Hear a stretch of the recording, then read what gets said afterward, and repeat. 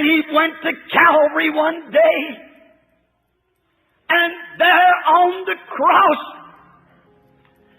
He, for one time for all, conquered the greatest enemy that man's ever had.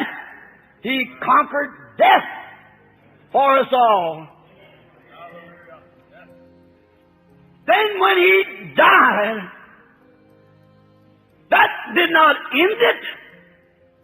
He still had to be the mighty conqueror. So the Bible said that He went and preached to the souls that were in prison, that rejected the message of Enoch and of Noah that we spoke about last night, and of all the others, of those in Sodom, and those who had rejected the prophets. He witnessed to them that He was the answer to every prophet's message, the mighty conqueror. But they had passed between death and life, the separating line, and there was no hopes for them. He went into the regions of the devils, demons. He scattered them, and right to the very pits of dark hell He went. Still in existence, though His body was quite on the cross, He was still the great and mighty conqueror. And after 1900 years has passed, He's still the mighty conqueror. And He will forever be the mighty conqueror. Then when He got to the very doors of hell, if we could use a little drama here, the devil steps out and says, "So I finally got you. So you finally arrived. I tried to destroy that seed all along. I destroyed Abel, I thought I had you. When I destroyed the prophets, I thought I had you. I was sure when I got John that I got you. But now here you are, and you're in my kingdom, and you're under my domain, and you're in my power. For you died as a sinner." I can hear Him say, "Satan, I am the virgin-born Son of God.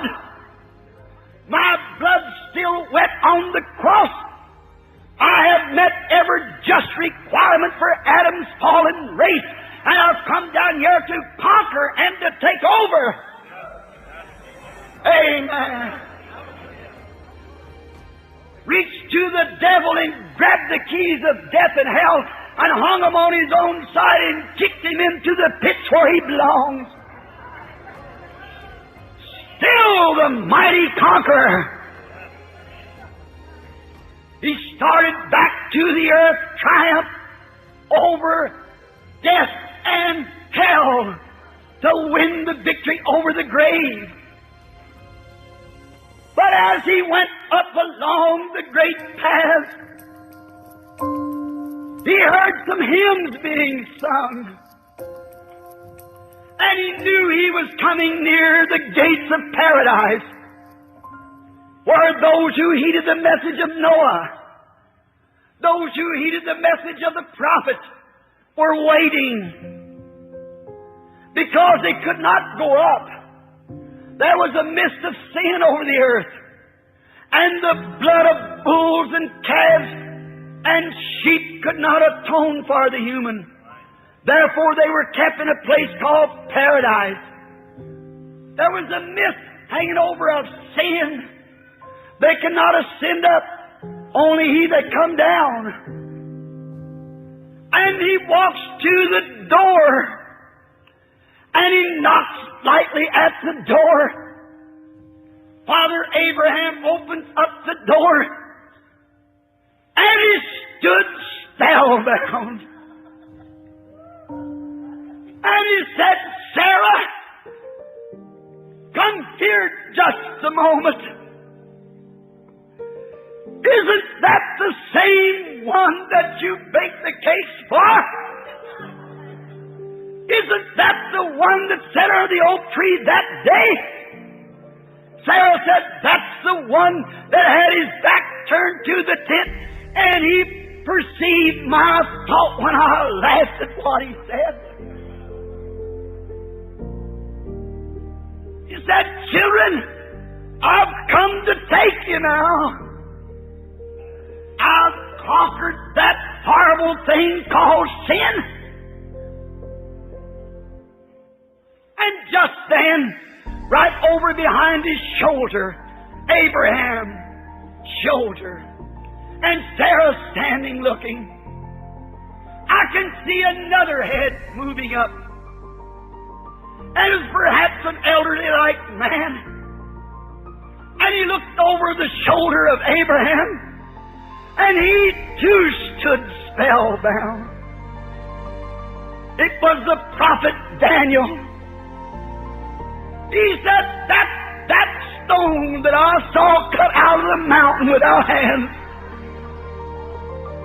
that would destroy the kingdoms of the world. Someone come running. Who was it? It was that prophet Ezekiel. He looked over the shoulder of the prophet and he said, as he stood spellbound, there is the wheel in the middle of the wheel that I saw turning way up in the middle of the air. Each one had seen him in the form that they preached of him in. Oh, what will it be when we see him as the rose of Sharon, as the lily of the valley, as the fairest of 10,000s to my soul?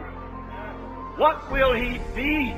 Alpha and Omega, the beginning and the end, the root and the offspring of David, the bright and the morning star. And as they went out, he conquered the grave. And then there was a great mist hanging over the earth yet. So he had to conquer that mist of sin, that mist of stench of the sins of the people. And with his own blood, his vesture dipped in blood, he conquered the atmospheres above. Blessed be his holy name. He cut the fogs of hell from place to place until he cut a hole through the sky that Adam's lost children could pray through to the victory. He conquered the atmospheres. He conquered sin. He conquered death. He conquered hell. And he rose triumphantly